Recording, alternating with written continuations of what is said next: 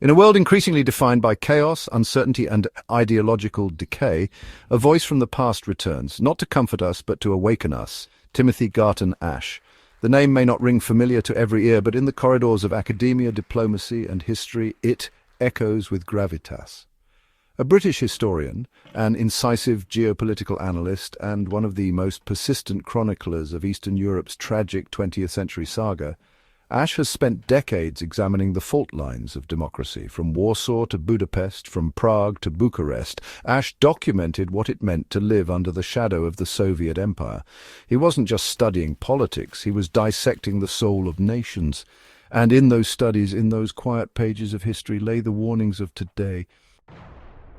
After World War II, Eastern Europe didn't rise from the ashes. It was buried under them, swallowed by the iron grip of Moscow. For decades, the people of Poland, Hungary, Czechoslovakia and Romania lived not as sovereign citizens, but as silent prisoners in a geopolitical gulag. It was this world that Ash understood so intimately. He did not romanticize it, he humanized it. His writings reminded the West that these were not just buffer zones or chess pieces, but nations with histories, cultures and longings of their own. And more importantly, he insisted that the Russians, then Soviets, could never truly integrate into this European mosaic.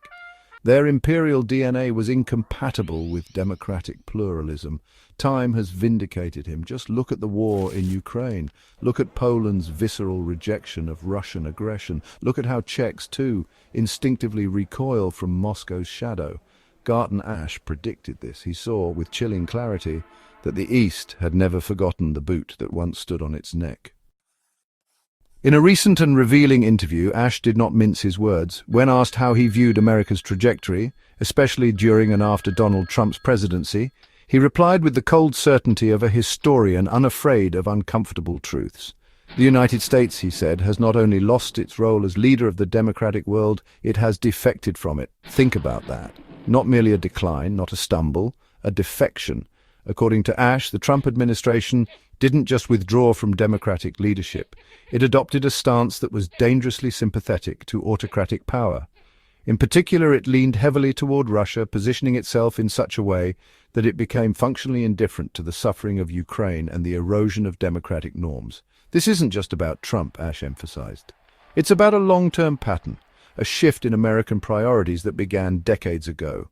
He pointed back to the 1990s, to a rhetorical question once posed by President George H.W. Bush. Do we truly want the European Union to succeed? The answer, even then, was far from certain. American strategic interest in Europe was already waning. That trend has only accelerated. Today, fewer Americans see Europe as vital to their security. The question, why should we pay for Europe's defense, is no longer whispered in think tanks. It's shouted in campaign rallies. And yet, as America looks inward, Europe faces its own existential dilemma. Can the European Union, a collective of democracies by design, not a hegemonic superpower, summon the unity and resolve to defend democracy on its own soil?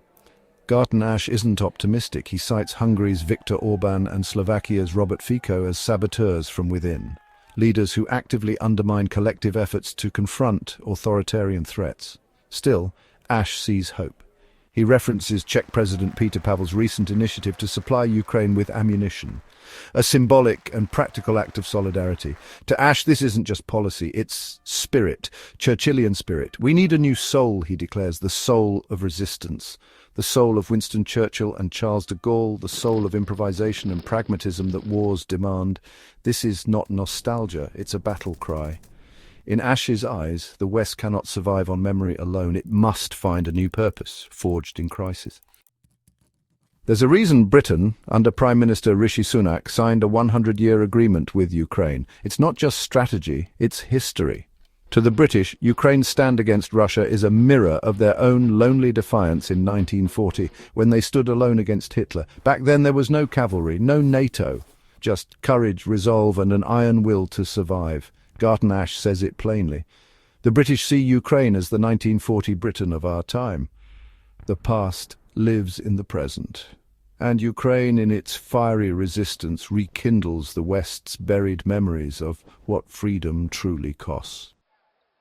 Returning to America, the interviewer poses the unavoidable question: is Trump the cause of this democratic decay, or merely its symptom, Ash answers with ruthless precision. Both. The same applies to Russia. Is this Putin's war or Russia's war? Again, the answer is both. Understanding this duality is essential. Trump is not an anomaly. He is the exaggerated manifestation of an American tradition known as Jacksonianism, named after President Andrew Jackson. Nationalistic, militaristic, and proudly isolationist. But don't be fooled, Ash warns. The Jacksonian tradition explains Trump's rhetoric, but not his appeal. His voters are not policy wonks. They're drawn to his raw projection of power, dynamism, and pride. And still, Trump won because of the economy. This perhaps is the most sobering insight of all, that authoritarian tendencies don't rise only on ideology, but on bread-and-butter discontent.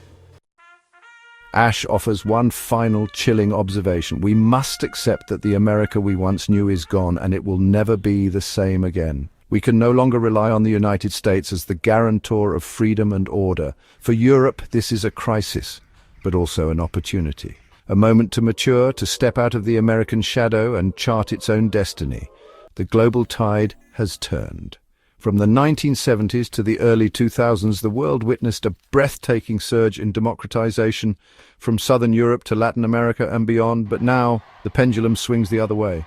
Today we face a counterwave. Populist, authoritarian, defiant, and as Ash warns, these tides do not turn quickly. The erosion of trust, the rise of disillusionment, these take time, and so too does the rebuilding of hope. We are in the midst of a long, hard struggle for the future of democracy. And at the center of this struggle lies Ukraine. Ash paints two possible futures for this embattled nation, and by extension, for Europe itself. In the first path, security prevails, peace returns, refugees come home, soldiers rejoin civilian life, investments flow, reforms continue. The dream of EU integration, once distant, becomes real. But there is a second path, a darker one, a Ukraine that never truly stabilizes, a war that simmers, flares, and simmers again. A state of suspended animation, where safety is never assured. Refugees don't return, investors don't invest, reform grinds to a halt. This second path haunts Ash, and it should haunt us all. Because the choice between these futures is not Ukraine's alone. It is ours, the West's, the world's. As he reflects on his own life, his generation, our shared journey, Timothy Ash confesses something deeply human. I don't know if we are lucky or unlucky, he muses. Just when we thought we'd find peace in our 70s, the world throws us into the greatest geopolitical upheavals of modern history.